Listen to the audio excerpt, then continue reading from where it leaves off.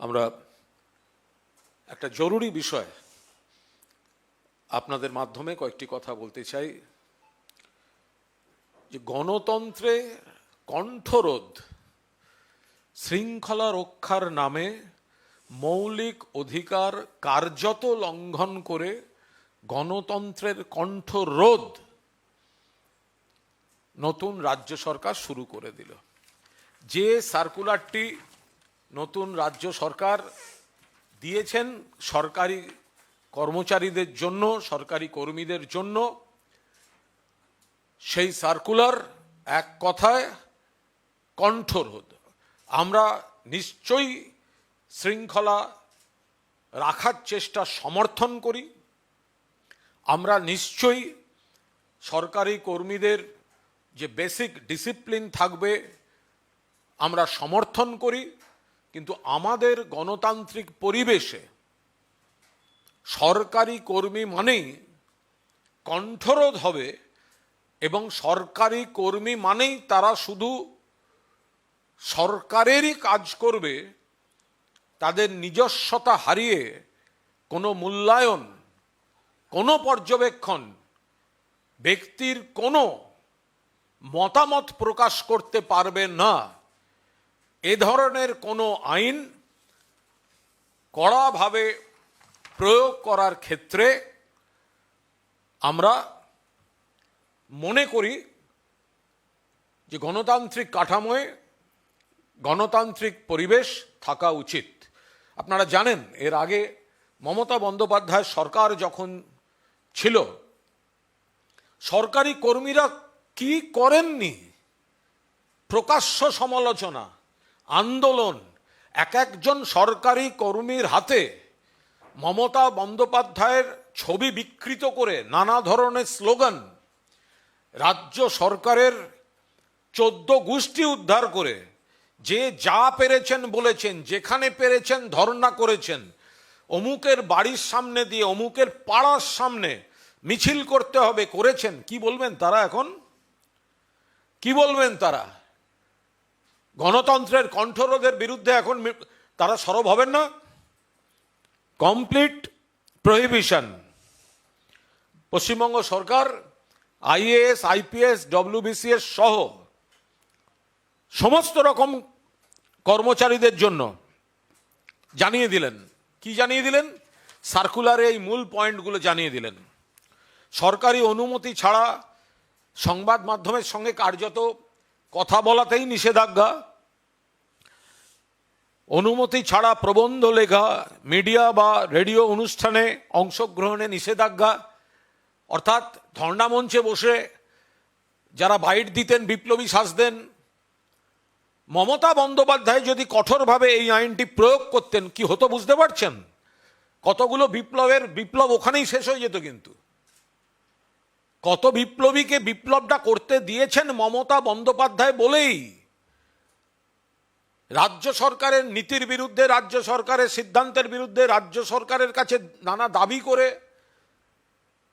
নানা আন্দোলন হয়েছে, এবং তার সঙ্গে অত্যন্ত বিকৃতভাবে মুখ্যমন্ত্রী এবং সরকার বা দলকে আক্রমণ করে রাজ্য সরকার তার কর্মী, এই কর্মী বলে পরিচিত একাংশ যা যা করেছেন। আজকে কি বলবেন?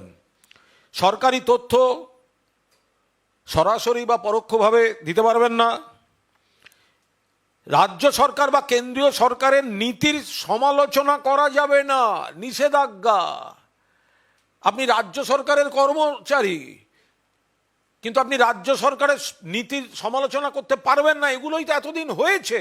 এবং মমতা বন্দ্যোপাধ্যায় হাজার সমালোচনার পরেও তিনি কিন্তু নিষেধাজ্ঞা জারি করেননি, এই আইন কঠোরভাবে প্রয়োগ করেননি। তখন আপনারা কি বলতেন? তখন আপনারা কি বলতেন?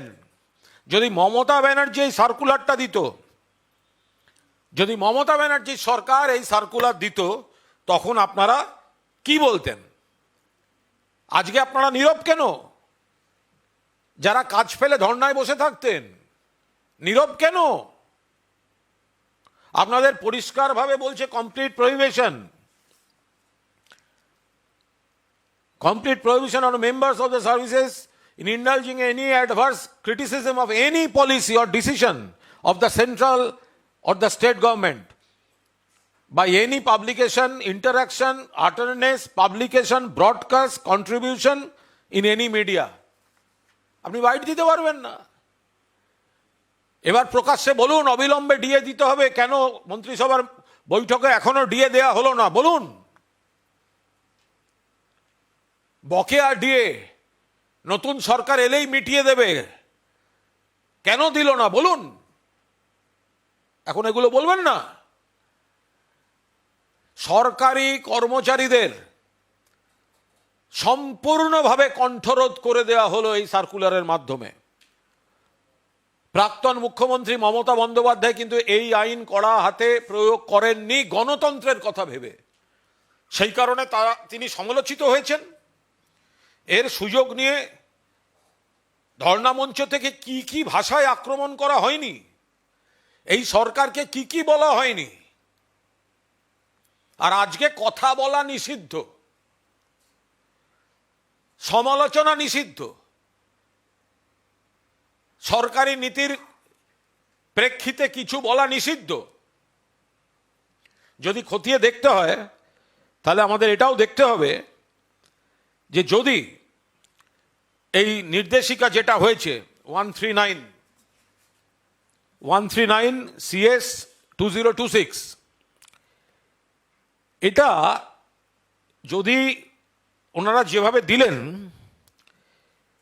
তাতে কিন্তু একটা জিনিস দেখা যাচ্ছে যে কোনো নাগরিক যদি সরকারি চাকরিতে যোগ দেন নিশ্চয়ই তার কিছু নিয়ম নীতি আছে, কিন্তু সংবিধান প্রদত্ত যে মৌলিক অধিকার, বিশেষ করে আর্টিকেল 19/1, সেটা কিন্তু শূন্য হয়ে যেতে পারে না। অর্থাৎ আপনার স্বাধীন মত প্রকাশের স্বাধীনতা আপনি সরকারি কর্মচারী বলে সেটা বিলুপ্ত হয়ে যেতে পারে না। এবং শুধুমাত্র একটা প্রশাসনিক আদেশের মাধ্যমে কোনো মৌলিক অধিকারকে সংবিধান স্বীকৃত সেটা কিন্তু কেড়ে নেওয়া যায় না। এই ধরনের কোনো সার্কুলার দেওয়ার আগে তার কেন প্রয়োজন, লিগ্যাল এবং পার্লামেন্টারি তার যে বৈধতা, প্রয়োজনীয়তা, প্রাসঙ্গিকতা, এগুলো প্রমাণ করা প্রয়োজন। আমরা খুব পরিষ্কারভাবে বলছি